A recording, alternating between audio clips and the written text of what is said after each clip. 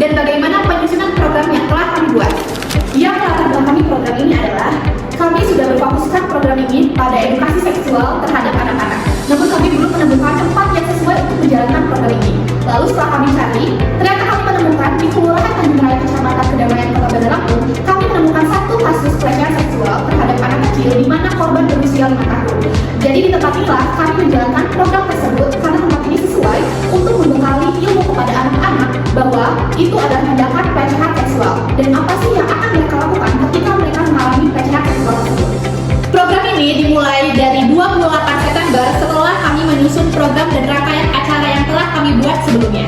Lalu kami melakukan survei pada tanggal 19 September dan menemukan banyak sekali gang-gang kecil pada lingkungan tersebut yang rawan sekali dilakukannya pelecehan seksual terhadap anak.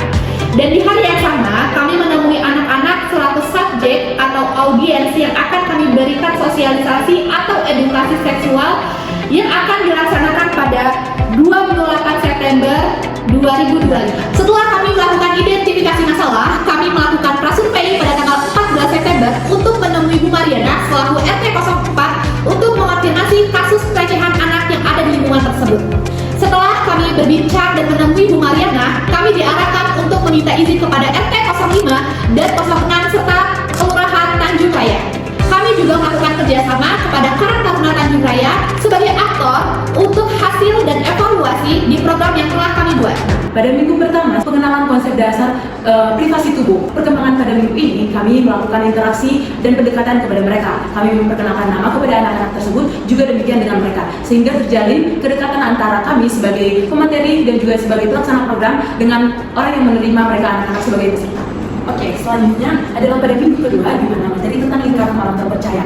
Perkembangan yang terjadi di sini adalah anak-anak terlihat antusias kepada kami dan juga sudah mulai nyaman ketika kami sudah melakukan pendekatan di minggu sebelumnya. Mereka sudah nyaman dengan kami, terbukti dengan mereka berani bertanya, mereka berani menjawab. Jadi dengan sistem yang sudah mereka ketahui bagaimana program kami, mereka lebih berani lagi dan juga terbukti dengan kehadiran mereka yang meningkat dibanding minggu sebelumnya.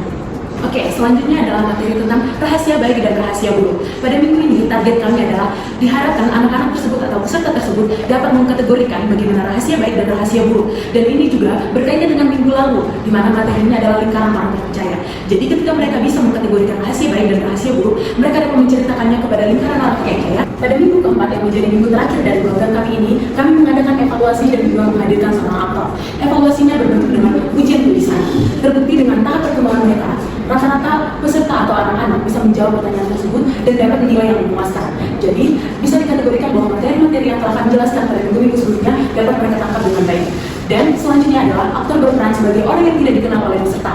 Dia akan mengajak atau mempraktikkan bagaimana seharusnya ajakan yang harusnya ditolak. Jadi terbukti ketika seorang aktor ini mengajak atau merayu anak-anak, mereka berani mengatakan tidak untuk ajakan tersebut. Jadi bisa dikategorikan bahwa program kami ini berhasil ketika mereka pada ujian tulisan mereka bisa mendapatkan nilai yang baik, dan pada ujian praktek mereka berani mengatakan tidak untuk ajakan yang tidak seharusnya dikenalkan oleh orang yang tidak kenal kepada anak.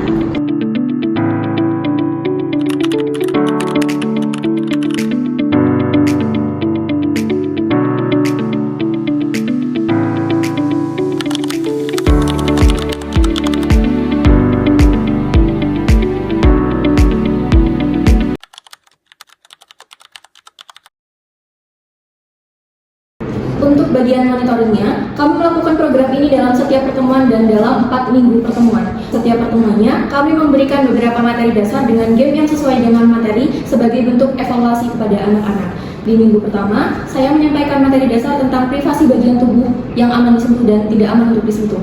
Dan untuk gamenya itu tentu saja sesuai dengan materi kami, yaitu angkat kertas hijau dan merah, di mana kertas warna hijau berarti sentuhan yang aman dan kertas warna merah itu berarti sentuhan yang tidak aman. Dalam game ini, anak-anak mampu menguasai materi dengan baik.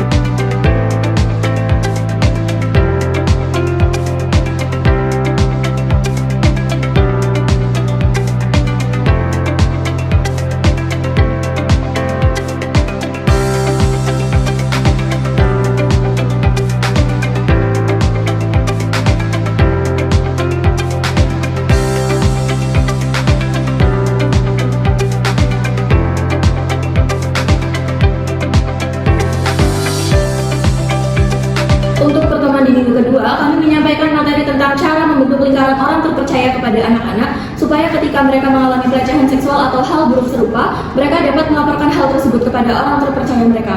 Dan tentunya di sini kami juga membuat game untuk anak-anak yang sesuai dengan materi kita, di mana bentuk gamenya itu adalah game tanya jawab yang sesuai dengan materi yang sudah kita sampaikan.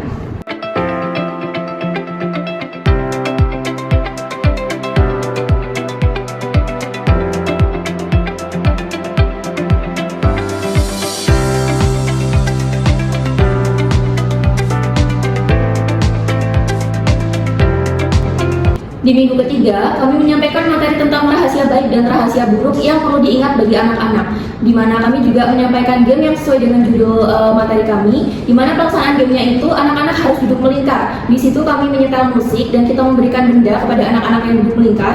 Kalau benda itu diputar setelah musiknya habis dan benda itu berhenti pada satu anak, maka anak itu harus mengambil satu kertas yang sudah kami sediakan. Mereka harus membuka kertasnya dan membaca bagaimana isi dari kertas itu, apakah itu rahasia baik dan rahasia buruk. Mereka harus bisa membedakannya.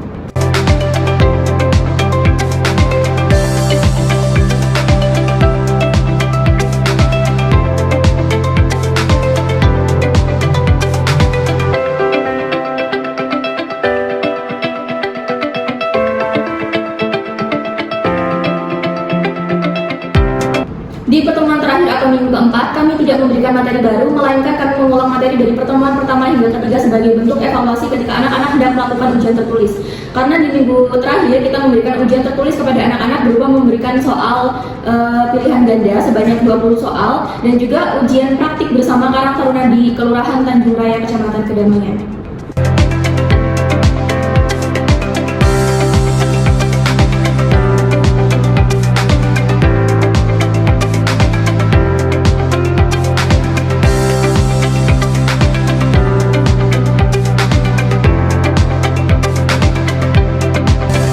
Selanjutnya adalah keberlanjutan program. Setelah kami mengimplementasikan kegiatan kami dengan 4 minggu dan kegiatan yang berbeda-beda setiap minggunya, dapat dikatakan bahwa program kami telah berhasil dan layak dilanjutkan. Mengapa layak dilanjutkan?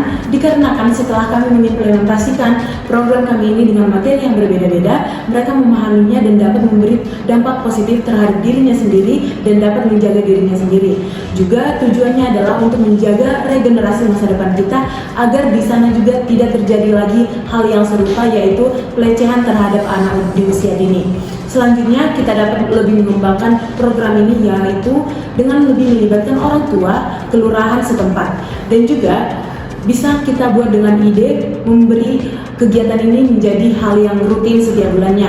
Misalnya bertemakan dengan keselamatan anak atau body safety. Jadi dapat disimpulkan bahwa program ini adalah layak dan patut dikembangkan. Sekian dari penjelasan program yang telah kami buat. Kami akhiri.